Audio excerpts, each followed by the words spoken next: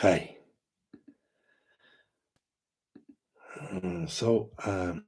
I sent you a message. I forwarded for you Almine's message today, which is very much relevant to us. It's about us here, our communications. So the topic of the message was verbal communication. And this is exactly what we do. We build here through genuine relationships, communications that become two-way street communications. We speak, we listen, we're being listened to, we feel through words, we feel between the words, we feel like we're on the same page. Kindred hearts, family, light family. Some of us express that they have to be careful in this area because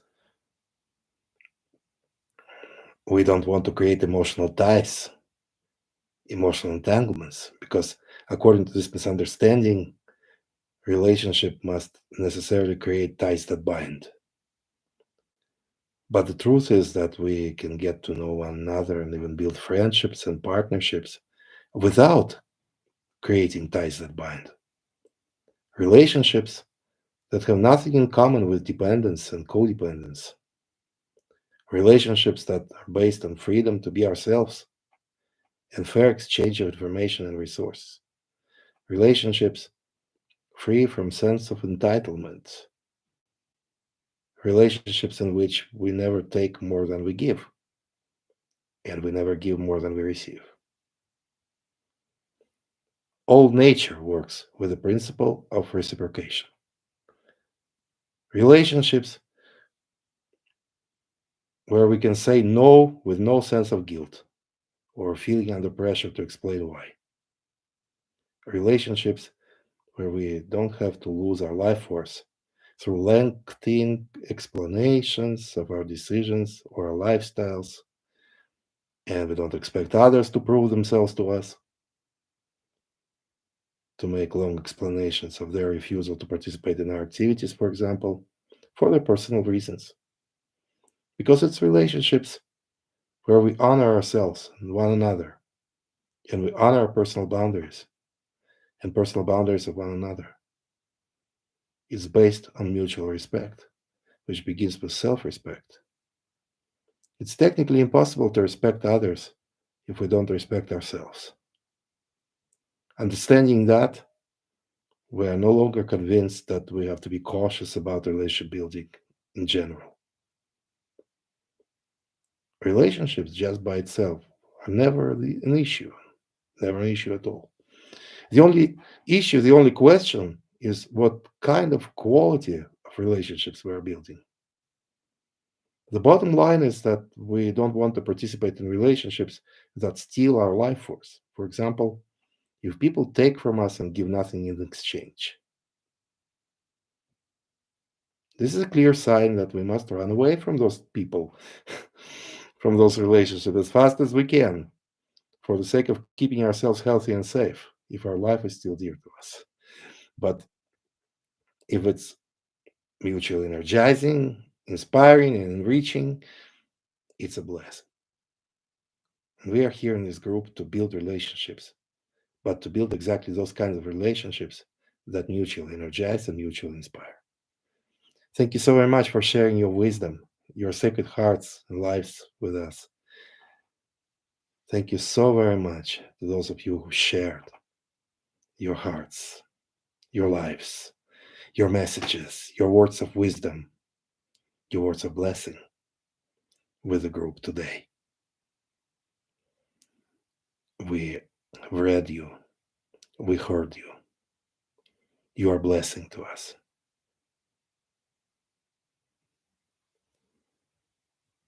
Thank you so very much for who you are. You are such a gift. It's such a blessing to have you with us here. And I want to express my special welcome to those who just joined the group. And what can happen here. What to expect? Some of us may feel a special resonance with someone else. Maybe even someone may find their significant other or strategic partnerships, business partnerships. Or perhaps those of us who are new to Almin's work will find someone more experienced to provide guidance and orientation for you or to answer your questions. We have so many experts with us here.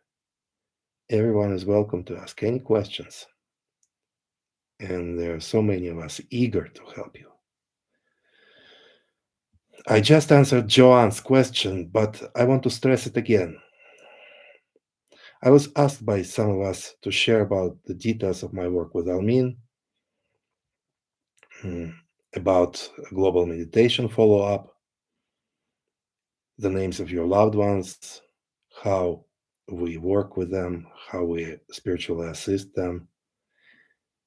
Initially, I did plan to share about it because I understand that there's a possibility to make a wrong impression that as if I introduce some sort of set of rules for all. I was familiar with religious organizations that impose the same rules for all their followers, how to live, how to worship. We don't worship, and we don't cultivate the same lifestyles for everyone. Not everyone needs the same level of focus and concentration. Each of us knows their job and what is required to do it. There are different levels of lifestyles and responsibilities. Almin says that she teaches us principles which we can use to govern our own lives. No one here governs your life. You do it yourself. Only you know what you need and what you don't need, what serves your best and what may serve your worst. And we'll make our personal decisions accordingly. To work with Almin's sound alchemy, this is the level that requires uninterrupted focus from us because we always fulfill your personal orders and create musical sigil after musical sigil, ceremony after ceremony. And we are not Almin. Almin is the only one. But we are required to work on the level of Almin. And for us to keep this level may require more concentration than maybe for Almin herself. Because Almin is Almin. It is her nature. But we have to work hard to keep this level going. I never received those requirements from Almin.